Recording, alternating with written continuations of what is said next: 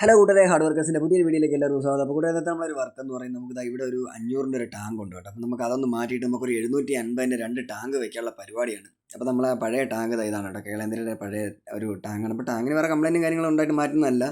അപ്പോൾ ഈ ടാങ്കിൽ കിട്ടുന്ന വെള്ളം മതിയാകാത്തത് കൊണ്ട് മാത്രമാണ് കേട്ടോ നമ്മൾ പുതിയ രണ്ട് ടാങ്ക് സെറ്റ് ചെയ്യുന്നത്. അങ്ങനെ നമ്മൾ അടുത്തതായിട്ട് നമ്മളെ ടാങ്ക് ഒന്ന് മുകളിലോട്ടൊന്ന് എത്തിക്കുക എന്നുള്ള പരിപാടിയാണ് കേട്ടോ.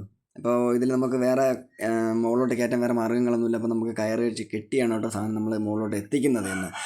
കാരണം 2 നിലയാണ്, അത് മാത്രമല്ല അതിൻ്റെ മുകളിലെ ടവറിലാണ് ഇതിരിക്കുന്നത്. അപ്പോൾ അത്രയും ഹൈറ്റ് ഉണ്ട്. അങ്ങനെ കൂടെ നമ്മൾ എന്താ പറയുക, ടാങ്കെല്ലാം കയറ്റി ഹോളടിക്കുകയാണ്. അതായത് 1.25-ൻ്റെ കണക്ടർ സെറ്റ് ചെയ്യാൻ വേണ്ടിയിട്ടുള്ള പരിപാടിയാണ് കേട്ടോ. അങ്ങനെ അത് നമ്മളെ കണക്ടറും കാര്യങ്ങളെല്ലാം ഒന്ന് കറക്റ്റായിട്ട് ചെയ്ത് സെറ്റാക്കി എടുത്തിട്ടുണ്ട്.